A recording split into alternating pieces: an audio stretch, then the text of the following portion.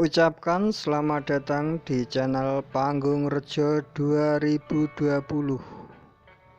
Pada kesempatan ini, di video ini akan membahas tentang sebuah bangunan rumah kos-kosan yang nyaman ya. Saat ini banyak sekali kos-kosan di setiap daerah dengan bentuk dan fasilitas yang beragam. Bagi para pencari rumah kos, kenyamanan tentu jadi alasan utama agar lebih jelas. Mohon untuk dukungannya ya Bapak Ibu. Mohon dukungannya untuk di-like dan di subscribe ya. Yang sudah like dan subscribe saya ucapkan terima kasih banyak. Memiliki sebuah rumah kos-kosan itu adalah investasi di bidang properti. Memang dapat dikatakan sangat menjanjikan. Selain harga properti yang semakin naik, rumah juga merupakan salah satu kebutuhan utama manusia. Salah satunya dengan bisnis rumah kos merupakan sebuah bisnis yang menawarkan sebuah kamar atau tempat untuk ditinggali dengan sejumlah pembayaran tertentu untuk setiap periode tertentu. Ya Bapak dan Ibu semuanya, biasanya pembayaran tempat kos dilakukan per bulan, namun ada juga yang dibayar per 6 bulan sekali atau langsung 1 tahun ya.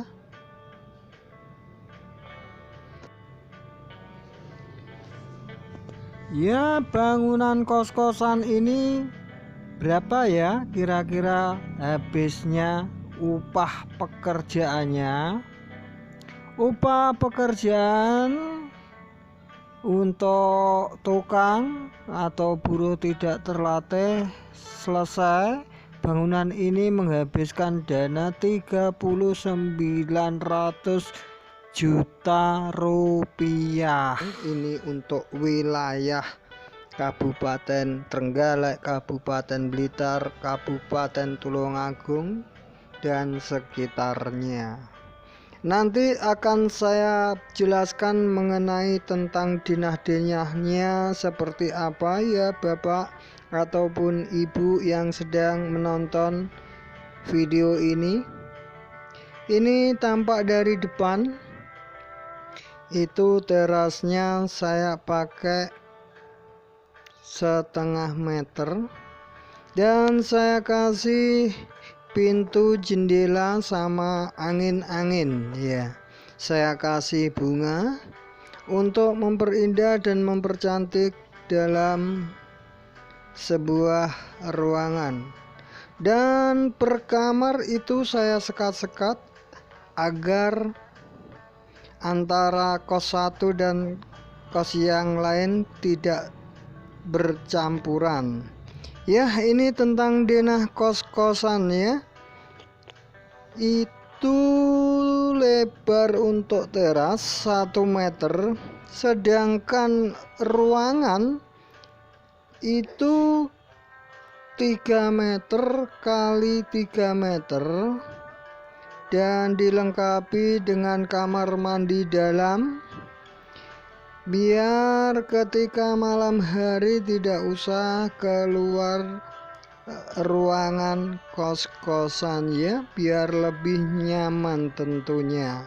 Itu salah satu untuk menarik bagi konsumen, salah satunya biar lebih nyaman juga.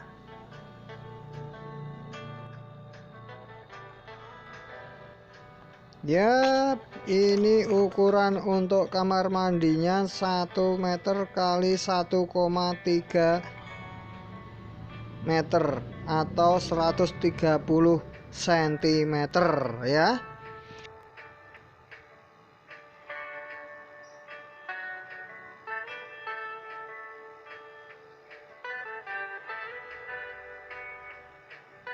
Ini tampak dari depan ya. Itu saya kasih mainan dan saya kasih yang namanya angin-angin ya. Bapak ataupun ibu yang sedang menonton video kami, itu dari tanah dasar saya naikkan 40 cm ke teras ya. Sedangkan tinggi dinding itu 3 meter ya. Dengan tinggi 3 meter, bangunan untuk dinding penyekatnya saya pakai bata merah biar penghuninya lebih kerasan, karena dinding terbuat dari tanah itu bersifat dingin ya. Walaupun lebih mahal, tapi saya mengutamakan tentang kenyamanan tentang penghuni kos-kosan juga. Ya, membahas tentang rumah kos-kosan, selain mendapatkan pendapatan yang bersifat pasif setiap bulannya dari para penyewa kamar kos, para pemilik bisnis properti rumah kos hanya memiliki tanggung jawab kepada pemerintah untuk membayar biaya pajak PBB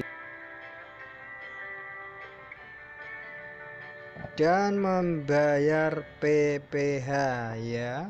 Bapak Ibu mungkin yang mempunyai kos-kosan juga lebih tahu. Dan saya mohon dukungannya untuk like dan subscribe di channel Panggung Rejo 2020, biar channel ini semakin tambah maju dan memberikan tutorial mengenai bangunan gedung yang lainnya ya. Dan juga membuat rumah kos nyaman. Ada beberapa hal yang perlu diperhatikan ya Bapak Ibu. Buat desain tertentu di dalam kos-kosan, dalam pembangunan sebuah rumah kos, tentu Anda tidak bisa sembarangan dalam membuat sketsa rumah kos. Harus dibangun dengan mengutamakan kenyamanan dan keamanan bagi para penghuni kos. Ya, paling tidak ada juga yang namanya pos satpam. Ada juga ruang untuk tamu kos, itu harus disediakan ya. Bapak ataupun ibu yang lagi menyimak video ini, mohon juga diperhatikan biar tamu dari yang kos itu tidak masuk ke dalam sebuah ruangan kos-kosan, agar aman ya. Tentu aman dari barang-barang yang ada di dalam, aman juga masalah hal-hal mungkin yang tidak diinginkan tentunya. Kos yang sederhana juga merupakan bagian yang tidak boleh dilupakan ya Bapak ataupun Ibu. Tetapi saat ini semakin banyak desain rumah kos yang dibuat dengan model berbagai macam bentuk dan ukuran. Tentu bentuk dan ukuran itu pun harus disesuaikan dengan budget yang Anda miliki. Jika Anda tidak memiliki pengalaman desain dan bisa meminta bantuan kepada kami, juga bisa kepada pihak CV yang bergerak dalam tentang perencanaan gedung ya. Dan pondasi bertingkat itu juga bapak ataupun ibu mungkin kos-kosan yang bertingkat ingin misalkan ibu dananya cukup untuk 1 lantai, membuat nanti ada rezeki akan dibuat 2 atau 3 lantai, tentu pondasi bapak ibu diawali yang lebih besar. Itu perlu perhitungan yang namanya rencana anggaran biaya. Jadi tidak perlu berulang kali. Misalkan ada rezeki itu nanti bisa dilanjutkan tahap berikutnya ataupun tahap kedua. Mungkin itu menurut saya mengenai tentang rumah kos-kosan ya Bapak Ibu. Dan berapa tadi habisnya? Habisnya untuk biaya mengenai tukang ataupun pekerja habisnya kisaran 30 jutaan. Dengan ukuran kamar 3x3 berjumlah 4 kamar, teras 1 meter ya. Itu untuk depan teras, atasnya itu saya kasih peladak yang mempunyai fungsi ketika hujan, jadi teras tersebut biar tidak basah dan awet di kusennya juga di pintunya ya. Ya, yang sudah menonton channel Pangurjo 2020, saya ucapkan terima kasih dan selamat beraktivitas. Sampai ketemu, sampai jumpa di lain kesempatan.